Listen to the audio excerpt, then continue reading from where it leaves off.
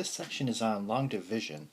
So before we do long division with polynomials, I want to look at long division just with normal numbers. So I'm going to take 3 and divide it into 802. So maybe it's been a while since you've done long division, but 3 goes into 8 2 times, so I would put a 2 here. And then I would take 2 and multiply it by 3 to get 6. I put that here, and then I want to subtract these. So that would give me 2, and then you would want to bring down the 0. It would be 20. And then you would kind of start the process over. So how many times does 3 go into 20? That would be 6. So 6 times 3 is 18. And subtraction, I get 2. Bring down the 2. How many times does 3 go into 22? That is 7. 7 times 3 is 21. Subtract and I get 1. So you can either write remainder 1, and that's one of the ways to write it. So just listing it off to the side, that would be like this. And then listing it as a plus the remainder. So 267 plus, it would be the remainder over the divisor. So this would be plus 1 over 3. And that would be the other way. So that's kind of long division. So I want to do long division now with polynomials. So I'm going to take x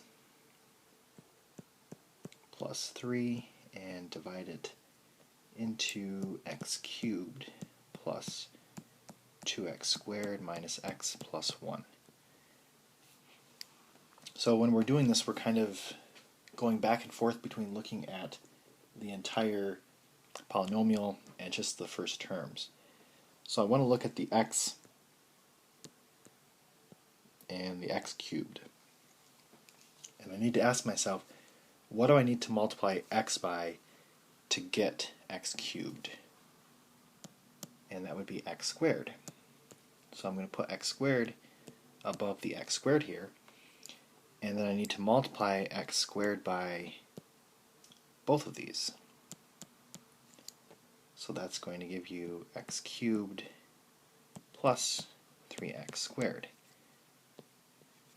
And then I want to subtract these. And if I subtract them, then I'm going to get negative 1x squared. And then I want to bring down the negative x.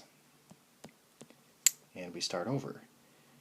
So what do I need to multiply x by to get negative 1x squared? And that would be a negative x. So I'm going to type, or not type, I'm going to write negative x there. And then I want to multiply negative x by both of those. So that's going to get me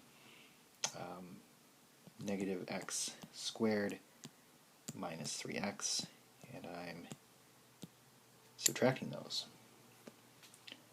So that's going to give me, well, the first terms go away. The first term should always go away if you pick the right number. So this would be 2x, negative 1 minus 3 is negative 1 plus 3, which is 2x. And then I'm going to bring down the 1, and that's going to be plus 1. And then I want to say, what do I need to multiply x by to get 2x? And that would be a 2. So this is plus 2. And then I want to multiply 2 by both of those. So 2 times x plus 3 is 2x plus 6. And then I'm subtracting that. And that's going to be 2x minus 2x goes away. Again, they should always go away. And then 1 minus 6 is going to give you negative 5. So this would be remainder negative 5. So that is one way to write it. And then again, they also want you to express it like that. So that would be x squared minus x plus 2 plus negative 5 over x plus 3. And that would be the other way to write it.